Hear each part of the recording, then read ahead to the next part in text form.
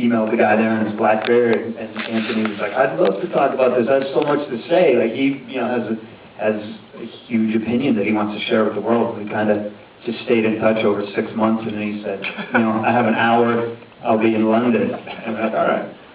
You were already over there, but the rest of us flew over there. And it was great editing because Anthony Mantle ate an orange while you were interviewing him. I don't know how, somehow they cut around it, and it just looks like he's hanging out there. But we couldn't cut the English kid you see sitting in the back of that interview. And did you know when you met Wally Pfister that he was going to give you a very strong-sided opinion? Oh man, no, I didn't. I'd never met Wally Pfister. He just went for it. He came in, I was in Poland. I think he was feeling really relaxed. He was around other VPs. He may have had a drink. I don't know. He just blasted in there. "Let me tell you something about digital." And I don't even know if I asked him a question. He kind of just ranted for 15 minutes and F this and F that. That was great. Anytime someone has a strong opinion like that and isn't afraid to tell you, as a movie maker, and I think as an audience, you really enjoy those moments. Even without a drink, Wally is pretty animated. He's very strongly opinionated. I don't know if he had a drink. I don't. And was Walter Murch kind of like the holy grail in all of this, after Anthony Mantle, or? Keanu made up a word called merch. We had George Lucas's facility, Skywalker Ranch, and they were like, "You guys can stay over at Skywalker Ranch," and I don't know what they were planning for. You could watch a movie, and I don't know, they're going to give us Star Wars The Gammas or something. I don't know, but we always thought that was going to be fun, and then all of a sudden we got a call. "Oh, Walter Murch can come, can do an interview now, 2 hours away." And we're like, "Oh, all right." Of course, when I interview Walter Murch, we could play lightsabers or whatever. They had plans later, so we got in the car, went off, interviewed Walter Murch, and it was awesome. I'm glad we did it. Awesome. Michael, should we take some audience questions from you all? Gentleman right there in the middle. You, yes. My comments and questions are to both Mr. Reeves and Mr. Keneally. Could you please talk a little bit about the actual production of this film, specifically the kind of equipment you were using, and what kind of resolution, and maybe, possibly what technical problems, such as, say, adjustments in lenses or lighting that you had to make for this particular project? Well, it's really great. The cinematographer happens to be here. Ladies and gentlemen, has to be here. Yeah, you should answer that. We're going to answer the gentleman's question. And talk about it. It's like Woody Allen pulling from the other. Well, we shot on? Yeah, let's shot on. What's going on? Well, we shot HD cameras, Panasonic HPX 170s, which I happen to have one. We bought another one. Real compact camera, easy run-around camera, shoots high-quality stuff. And we did B-roll with the Canon 5D, which looks amazing. It's just a couple of lenses. But often during the shoot, we didn't really travel with a huge light package and kind of camera homage. We borrowed lights. Yeah.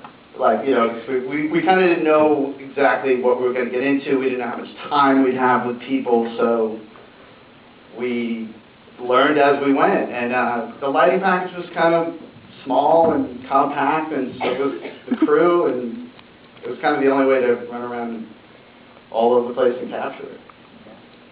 Do you have a sound guy? No sound guy. We just laughed people. Yeah, we all did. We just laughed people. It was a really small crew, It was the three of us and Justin, the producer, and sometimes an extra camera guy, Travis Blackwell, I think is here. Somewhere he helped us out on some of the California shoots, and that was it. It was small, compact, lightweight, fast, cheap, and inexpensive. I would say shooting some of these DPs was really nerve-wracking. A couple of guys would look at the key light and they're like, "No, move that over there." No problem.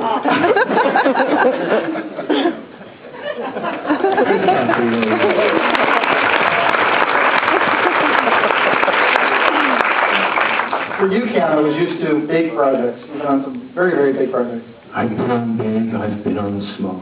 Well, you never thought about this small. I'm not there at all. Have you been this small before? Yes? Yes. So, fun to do it like that? Yeah, but when I was younger. But is it fun to kind of be in there with your hands on and... Yeah, and we just, everyone loved the material, everyone was really, you know, we had the support of, you know, some people said yes to us, which always made us very happy. And, you know, in order to get something like this done, we basically had to go along the lines of, you know, my contacts, and I think Chris's contacts always, our letters approaches always ended with, we will meet you anywhere at any time at your convenience. And so we had to be quick, we had to be light, and that's what we became. It's just basically anywhere, anytime at your convenience. Right here? Here, why don't you take this? You got to meet so many amazing people in many different aspects of filmmaking when you were doing the interviews. Was there anything that anyone said that stuck with you when you then went and made your own movie as a director for the first time?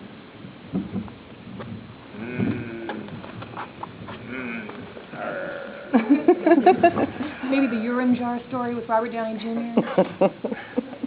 I could relate. Let's see, I would say it's almost, when I think about your question, I think about actually what we hoped in terms of making the documentary, that when people saw it, that you might know some of the information, you know, but we were hoping that even if you did, that, you know, by listening to people speak and having their opinions and feelings and thoughts, and then showing pieces of film, you know, just whether, you know, cinematic examples of what people were talking about, that there would be a kind of a deeper appreciation, or you know, your appreciation of the image. You know, like if you watch Sin City again, or you know, even the Gangs of New York or something. That having watched this, that when you see it again, you can know something, you can feel something, you have a contact with the creative on it. And I think to answer your question, I got to kind of spend time with some really beautiful creative people, and so all of that passion and thought and what they thought about and how they talked about their craft definitely got inside, you know, and so I'll say that. This film, really, the timing of it kind of puts you guys in a position where there won't probably be another film on the subject of this significance again. I mean, it's really, you kind of hit the moment when all of this is really changing. Kind of amazing timing. Yeah, I mean, I think we hit it at the right time. For us to say that, you know, I hope we made a good movie. Well, I think that, you know, collectively we did over 140 interviews, and what we hope to do is just to make them available, to have a kind of, you know, to make it a research resource, or, you know, just so that, because we did, like you say, just it's such a broad subject, but, you know, we got to speak to so many people about it, and so hopefully that's something that kind of feel really proud, and, you know, to be a part of that. You know, the chronicle, what I always felt is this intersection of time, this evolution, revolution, and, you know, over the course of a year and a half, you know, we've met some people who have been in it, and all of the questions and thoughts and philosophies that it raises. So you'll make the other film, the rest of the interviews and the interviews that didn't get in, available somehow eventually? I'd like to, yeah, absolutely. Oh, well. I'll pay a gentleman for that. How do you see digital technology evolving in the next 5 to 10 years? Is it just more pixels, higher frame rate, or is there something else interesting on the horizon? I think it's all of those things. I mean, it's basically computing power, and that's just, you know, getting faster and stronger, which allows you to have higher resolutions and higher frame rates, and the machines can handle, you know, these high sample rates. There's going to be more color, but, you know, you run into the problems, you know, some of the things we address here, which is obsolescence and the technology is constantly changing, and you kind of have to have an infrastructure that's set up for a certain type of information to go through it. And yes, the cameras could give you even more information, but all the other paths through the line then have to change. So it's just going to grow and grow. And I think personally, like things like 3D that people, some people have criticisms of now, which are legitimate, but I think that's really early in its life, and those things are going to get better and better just the same way